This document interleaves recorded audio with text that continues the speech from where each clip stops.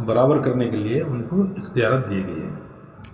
बराबर करने के बदले वो पूरे डिलीट कर लेते जा रहे हैं। थोड़ा वक्त कौम के वास्ते निकाल कर जो आने वाला हमारे बला है हमारे ऊपर, उसको टालने की कोशिश करें। ये आप ही लोग कर सकते हैं, कोई और नहीं कर सकता।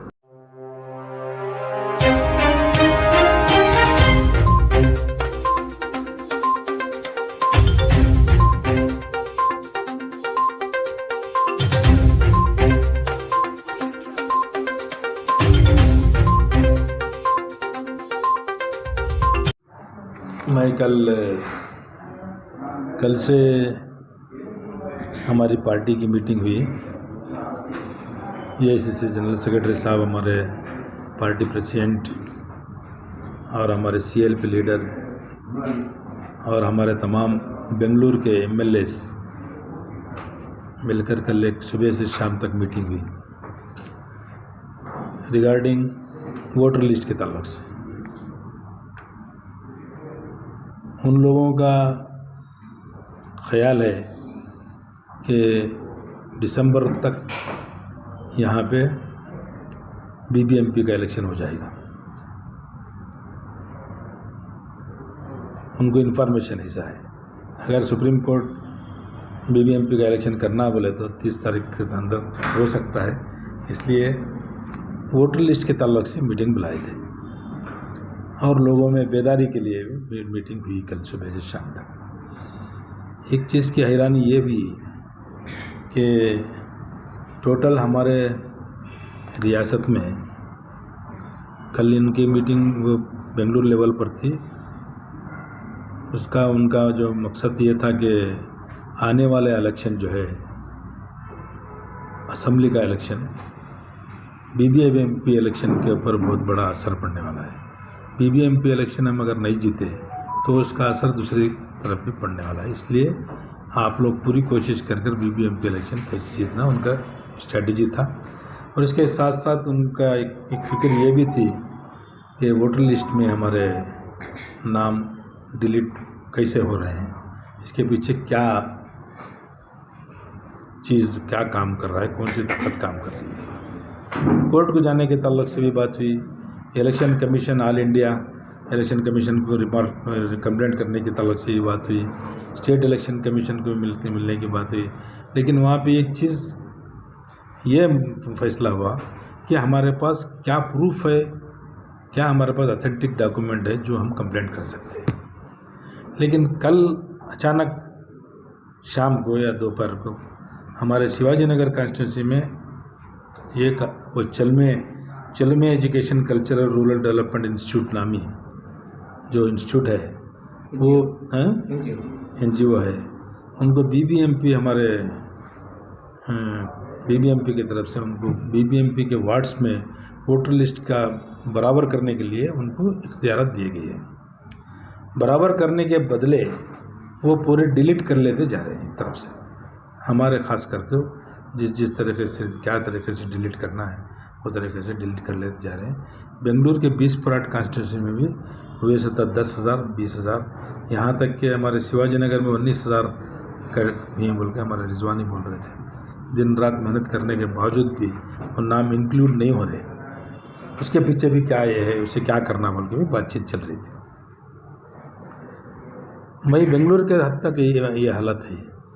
मैं ये सोच रहा था कि हमारे रियासत में 224 कॉन्स्टिट्यूंसी जो आने वाले अब 4-5 महीने के बाद जो इलेक्शन हम फेस करने वाले हैं, क्योंकि सेकुलर पार्टी होने के ताल्लुक से हमें खासकर उसमें भी हम लोग माइनॉरिटी होने के ताल्लुक से हमें ये फिक्र है कि अगला चुनाव, अगला इलेक्शन जो है किसको क्या प्रॉब्लम है पता नहीं, लेकिन हमारे लिए माइनॉरिटीज़ के लिए तो ये हमारे लिए बहुत ही अशद ज़रूरी इलेक्शन है जिसमें हमको जीतना है। जीतने के लिए इसमें हमारा किरदार क्या निभाना है, इसमें दिन रात मेहनत करके हमारे हर एक एनजीओ, हर एक मसाजिद वाले, हर एक इदारे वाले इसमें इंक्लूजन होकर इसमें काम कर जिताना है। लाने के लिए क्या करना है, इसको हम तमाम लोग एकजुट होकर अपने अपने मस्जिदों में बैठकर इसके तरफ से सोचना है क्योंकि कल 6 महीने के बाद 7वें महीने के दिन बैठ कर सोचने का वक्त हमारे पास नहीं रहेगा। अब जो वक्त है, अब हम बैठकर इसकी तरफ सोचकर कारामद अगर हुए तो हमको कामयाबी भी मिल सकती है, क्योंकि हमारे वोट जितने परसेंटेज ज़्यादा होंगे उतना सेकुलर पार्टी जीतने के चांसेस ज़्यादा है। कर्नाटक में हालात भी अच्छे हैं एक हिसाब से, इस हिसाब से वो हालात अच्छे रहने की वजह से जिनसे नुकसान हो सकता है वो देखकर वो लोग हमारे नाम काट रहे हैं।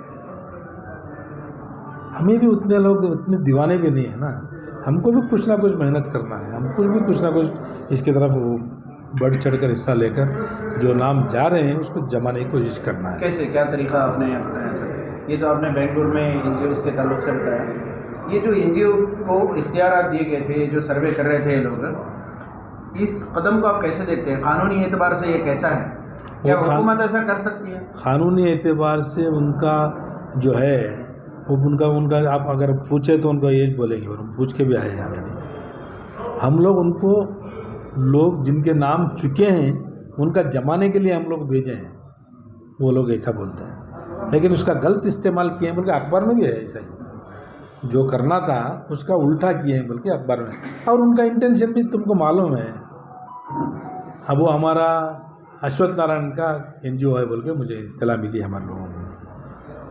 बेंगलुरु BBMP का जो है अंडर CM कंट्रोल में इंचार्ज है चीफ मिनिस्टर, इसलिए चीफ मिनिस्टर के ताल्लुक से कंप्लेंट भी किए हैं आज हमारे पार्टी वाले जाकर इलेक्शन कमीशन को। इख्तियार CM के हाथ में है। एक हुकूमत का चीफ मिनिस्टर, एक हुकूमत का एजुकेशन मिनिस्टर ये काम करवाने के लिए आगे रहते हैं बोले तो हम लोग भी कुछ ना कुछ सोच कर अच्छा काम करने के, बचने के लिए हम लोगों को क्या करना है, आगे जीतने के लिए क्या करना है, इसकी तरफ भी हम लोगों को ख्याल करना है। क्योंकि हालात हमारे हाथ से निकल जाने के बाद सोचने की आदत बंद करना है, इसके बाद होने के पहले क्या कर सकते हैं उसके तलब से काम करना। जब्बार साहब, ये जो आपने बताया कि ये वोटर एनरोलमेंट में जो है मुसलमानों के निकाले जा रहे हैं, ये तो एक तवील अरसे से जो है सुनने में आ रहा है, और ये हो भी सकता है कि ऐसा है।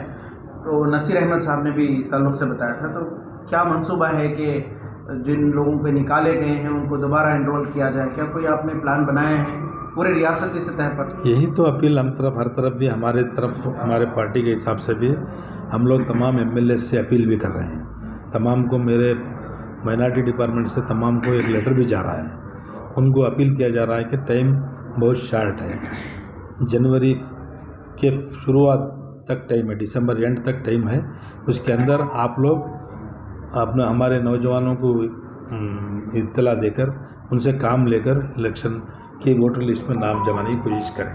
क्योंकि जो काम MLA जो एस्पिरेंट कर सकते हैं कोई दूसरा का से होता नहीं है। इसके साथ साथ अब हमारे ताल्लुक से बता रहा हूँ, हम लोग क्या कर सकते हैं, हम लोग एक मस्जिद को सेंटर बनाना, जो एक मस्जिद के इहाते में 200 मुसलमानों के घर आएंगे, ज़्यादा से ज़्यादा 200 से 250 घर आएंगे।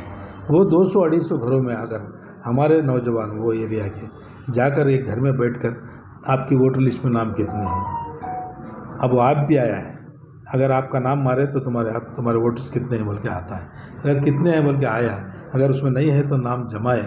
तो आज भी वक्त है सब, और ऑनलाइन है सब, उसके ऊपर अभी टाइम 6 महीने में 1 महीने का टाइम रखने की वजह से। क्या इस सिलसिले में जो मसाजिद के फेडरेशंस हैं, मसाजिद की कमेटियां हैं, या फिर जो इमारत शरीयत है, उनके ताल्लुक से उनसे भी क्या बातचीत हो रही है? उनसे बातचीत मुनज़्ज़म तरीके से हो? उनके तरीके से हमारे नसीर अहमद साहब भी बात किए हैं, मैं भी बात कर रहा हूँ।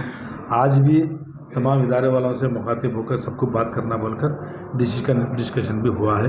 मैं तुम्हारे थ्रू से मैं मेरे कौम के हर एक फ़र्द से मुअद्दिबाना गुजारिश करता हूँ कि हालात आगे आने वाले दिन जो है हमारे लिए बहुत बुरे हैं। मेहरबानी से आप लोग बेदारी की थोड़ी मिसाल देकर थोड़ा वक्त कौम के वास्ते निकाल कर जो आने वाला हमारे भला है हमारे ऊपर, उसको टालने की कोशिश करें। ये आप ही लोग कर सकते हैं, कोई और नहीं कर सकता। शुक्रिया।